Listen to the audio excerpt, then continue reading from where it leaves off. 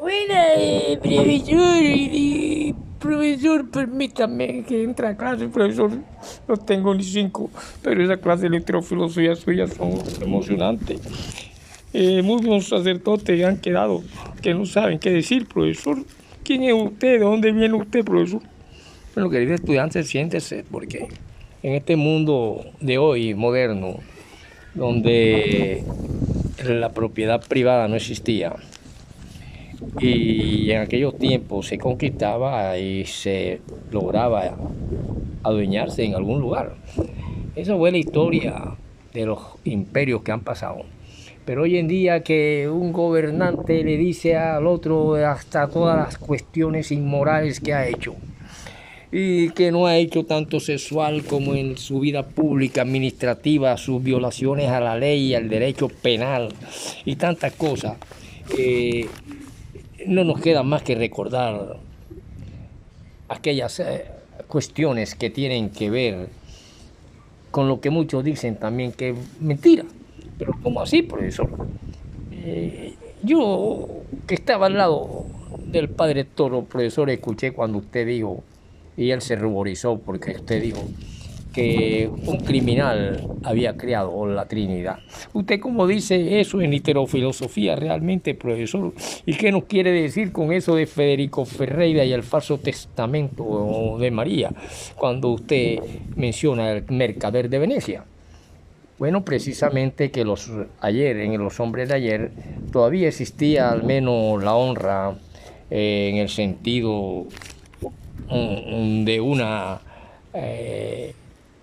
honradez en cuanto a seriedad en los negocios, de una seriedad donde la palabra es más importante que lo escrito. Y eso lo conservan algunas organizaciones mafiosas. Sin embargo, en este mundo moderno, donde no hay río Jordán, el mismo de ayer, pero que tenemos que recordar que sí, ya antes de el famoso hombre y escritos de la caída de Bizancio y de aquellas cuestiones de Constantinopla, sucedidas en esa cuestión de división del imperio, como hoy se están dividiendo los imperios, o se está dividiendo un imperio que enarbola una bandera de cinismo, de robo, de saqueo y de impiedad en nombre de una justicia, y todo el mundo se atribuye a la verdad. Por eso que usted dice que la verdad se quedó en el Gólgota, profesor, claro. Y para esto tendríamos que diferenciar entre la Trinidad de Constantino, y de eso creo que el padre Toro está de acuerdo, que la vimos de una manera en literofilosofía y otra manera en cuanto a las cuestiones del bautismo. Una sola fe, un solo bautismo, una sola creencia. Y yo les voy a dar esta clase, aunque sé que a mi Niki 301, 327, 32, 34 nadie envía un solo peso. Y soy capaz, por medio de este medio, hacer ver que Álvaro Uribe Vélez es una mansa paloma, como también puedo hacer ver al presidente de la República de la misma forma. Cuando yo comprendo que en esta sociedad moderna no se encuentra uno como el hombre mercader de Venecia, el mercader de Venecia de William Shakespeare, que hasta una gota de sangre es pesada y no debe haber más allá ni más acá, es lo que conocemos como justicia. Entonces por eso es difícil ahondar en la justicia de un Dios cuando en una obra literaria que estamos viendo en literofilosofía hablamos de un bautismo y hablamos de una trinidad y hablamos de monoteísmo. Para entender esto, ay profesor, déjeme entrar a clase. Bueno, entra. ¿Y por qué quieres entrar a clase? Hombre, profesor, porque yo veo que usted dijo que en el Asia Mayor, profesor, y usted enseña a sus estudiantes que una clase de... yo quiero responderle qué es literofilosofía, profesor. Literofilosofía es crear una cátedra por medio de un error verbal y que se haya tenido. Eso es literofilosofía, profesor. Y crearte cátedra con una verdad, ¿verdad, profesor? Sí, bueno, así, claro, un aplauso, entra inmediatamente, tienes una beca conmigo, entra, ya pasa el semestre enseguida sin necesidad de... oye, así de facilito la literofilosofía, sí, pero tienes que pensar, y lo hiciste, es cierto. No hay sino un solo continente unido donde está el Asia Mayor y el Asia Menor. Las raíces de Egipto se buscan en África. Todo es un solo continente, no hay países con nombre. Es una sola tierra de gente nómada que tienen que posarse en cualquier parte donde se encuentran. Hombre, ¿es necesario eso, profesor, para que usted nos explique el bautismo? Claro. Y para que vea cómo nació la necesidad antes de Constantino. Resulta que... Y me tendrían que leer el origen de la familia, la propiedad privada y el Estado de un revolucionario amiguísimo de Carlos Marx, que es asesinado su familia a punta de hambre en aquellos años de 1816 al 70 y pico, cuando en aquella Alemania, que es la época en que él existe y que hace y ve las deformaciones del capital y sus cuestiones de explotación, en cuanto a distribución, producción, consumo y capital, lo que se conoce como capital, en los balances de activo, pasivo, lo que se tiene y lo que se debe en contaduría. Pero acá en estas cuestiones no hay fronteras que digan este país se llama tal y aquel tal. La tierra es una sola. No se puede hablar de Asia Menor ni Asia Mayor, hay un solo en una época en la tierra. Y así vemos cómo podemos analizar la honradez del libro El mercader de Venecia de William Shakespeare, el autor de Hamlet, el Rey Lear, de la pureza del amor hasta morir, como es el de Romeo y Julieta. Y de esa manera María, la del Falso Testamento, y que proviene de Magdala, de las orillas de Magdala, que es el nombre que los españoles le dieron al río Magdalena cuando sus embarcaciones entraron y era tanta el rugido del río y que volteaba aquí en Boca de Ceniza a punto de voltear las embarcaciones que entraban y que llegaban al caño de Loyama. Ahí llegaron ahí.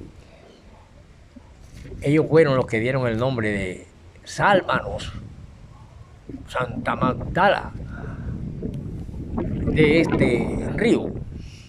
Y en ese río nació de Joaquín y Ana María, la del Falso Testamento. También Ana y Joaquín se llamaban los padres de una virgen que nace en Judá. Esa Judá, la cual tiene una genealogía, María tiene también su genealogía. Pero María conoce a un hombre en su juventud, uno de los más elegantes que había en la ribera del Magdalena, llamado Federico Ferreira, y que ella como niña le decía que él le daba para que le trajera un cortecito de popelina para estrenárselo en diciembre. Federico y ella eran hermosísimos. Habían tantas mujeres bellas en el río Magdala, en las orillas, hasta el punto que se llegó un momento en que se hacían carnavales en lanchas que todavía hace poco existían, que ahora las hacen en el rodadero de hace un gran tiempo. Ellas en su juventud se disputaban en ese río cuál era la más hermosa de las mujeres y no había quien escoger. Se encontraban Titi, se encontraban jovencitas, se encontraba María, la del niño Cantillo, Eufemita, Juanita, la Bolaño, las hijas de Juana Bolaño, la vieja Bolaño, hija de la Bolaño, y así en esas generaciones no había gente que no fuera hermosísima en ese río Magdala. Y en ese río Magdala, donde quedó José Manuel de la Hoz, tuvo su embarcación Federico Ferreira y todos los comerciantes y tiendas de los pueblos cercanos de Guaymaro, Sitio Nuevo, que llegaba ahí mismo, atravesaba, porque la lancha de él era de pasajeros y tenía un compartimiento donde se podía meter fácilmente cargas, y la gente venía con cargas en una lancha que un pequeño Eddie Muriel llama Arca de Noé. Y en esa lancha que viene siendo el mercader de Venecia, como se descubre luego cuando el joven lee, su nieto lee El mercader de Venecia de William Shakespeare, la honradez de Federico Ferreira. Todos los comerciantes entregaban dinero en cantidades para que le trajera la mercancía de Barranquilla. Aquí cerca, que llegaba a los puertos hasta cerca de la Bavaria, que hoy pues se llamó Cervecería Águila. Ahí quedaban unas aguas que llegaban hasta acá. Y todo eso eran puertos donde llegaban embarcaciones. Ahí cerca, a lo que se conoce como hoy el boliche, eran aguas, y se llegaba al kilómetro cero y de platanales, y se hacían travesías en Johnson y todas esas cuestiones. Y Federico Ferreira era tanta la honradez que no se perdía un peso ni una panela. Eso es lo que queremos comparar en cuanto a mercader de Venecia, cuestión que los presidentes de la República han perdido, congresistas, concejales, simples politiquillos, ediles y cuestiones de los barrios. Todo mundo quiere robar y se ha perdido la honradez consigo mismo. Se ha perdido la ética, la moral, y por eso el mundo se deformó. Pero sin embargo el mundo podría venir a ser reconstruido por una María que proviene de la tribu de Judá y que tiene un familiar del cual proviene la profecía o las palabras cuando se dice: y un hombre llamado Zacarías hablaba del nacimiento de un hombre llamado Juan el Bautista. Y así se predice a Zacarías el nacimiento de Juan el Bautista en el tercer año de la era cristiana en Jerusalén, en el lugar del templo. Y sucedió todo esto anteriores al nacimiento y al ministerio de quien dice Jesús, y que es la verdad que queda guindada en el Gólgota. ¿Y entonces qué sucede en el Jordán, profesor? Bueno, mientras María es Magdala se disputaban las mujeres cuál era la más hermosa, María era una de ellas. Y el 50 o 60, 80% de las que vivían ahí tenían porte de reinas de belleza. Y así Federico y muchos hombres elegantes se paseaban, pero María decía que Federico Ferreira era el más elegante de los hombres que paseaban, y al mismo tiempo su honradez rayaba en el personaje del mercader de Venecia de William Shakespeare. Y por lo tanto, así cuando hablamos del falso testamento de María de Robinson Ferreira, podemos ver que está desfigurada y se echan en la cara la deshonra presidentes con presidentes. Yo una vez vi y escuché cuando ya entra, sí, profesor, porque usted dijo que la poesía es la máxima expresión y es un género mayor. ¿Por qué, profesor? Porque en ella vemos cómo surgen otros géneros de ella que los pare hasta el cine. Y el cine se convierte en un género mayor, pero debe utilizar ciertas cosas que en la literatura las hay, que se llaman figuras literarias, símiles, analogías, sinedoques, hipérboles, moralejas, fábulas, etc. Y eso es lo que se conoce como géneros mayores, y géneros menores donde está el periodismo. Por lo tanto, de esta manera puedo hacer un relance de que sí, realmente la Trinidad existió antes de Constantino y antes de que Roma, cuyo imperio duró 1000 años, que se inicia 400 años antes de Jesucristo y desaparece 600 después, vemos cómo en ese transcurso un Federico Ferreira envejece y envejece en la ciudad de Barranquilla María, la del Falso Testamento, dejando 2 niños en una bonga y quedando todavía de testimonio los carnavales en fragatas en el rodadero de Santa Marta. Eso lo hacían en el río Magdalena cuando pasaban los barcos de vapor para La Dorada, para Bogotá y para todas esas cuestiones por ese sagrado río, donde una vez bebieron los caballos de Simón Bolívar, aquí cerquita en Soledad. Por lo tanto, vamos desarrollando esta obra así para poder entender el bautismo y la Trinidad en el Hijo de Dios. Pero ¿cómo fue eso, profesor? ¿Cómo dice usted que? Bueno, sencillamente se escucha una voz en el cielo cuando predica en el río Jordán, en aquella tierra que ya tiene norte, sur, este, oeste y tiene fronteras, y ya la tierra no es una sola como era antes, que había Asia Mayor, Asia Menor, todo era un solo continente, una sola tierra, pero que la propiedad privada creó las naciones, las divisiones, hasta el punto de una simple hectárea o unos 20 metros allá y 10 acá se convierte en propiedad privada y trae muerte, crímenes, asesinatos.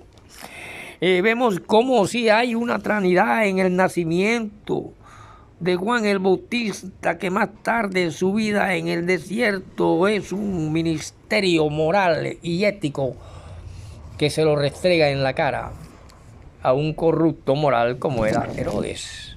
Hoy los hay mucho en las presidencias. Locutores diciéndole inmorales o medio de comunicación a un presidente, que es esto, que es lo otro, y ya sabemos la cantidad de corrompimientos que hay, porque nadie sabe en la intimidad, bajo una sábana, que hacen 2 hombres, 2 mujeres o un matrimonio heterosexual o un acto sexual heterosexual entre amantes que no son de matrimonio. Por lo tanto, vemos que así llega un momento en que en el segundo año de la era cristiana, un 1 de octubre en Belén nace Jesús y la palabra mediante quien llegaron a existir y por medio de él todas las cosas, siendo un descendiente de Abraham y de David. Por lo tanto, ya este hombre anunciado también, Juan el Bautista, llega a un momento en que le reconoce y le dice: he aquí el enviado del Señor. Y en esos momentos se escucha una voz de un espíritu que dice: ese es mi hijo amado. Ahí está la primera persona. De repente entre la naturaleza sale una blanca y hermosa paloma y se posa en su hombro. He ahí el Espíritu Santo, la segunda persona.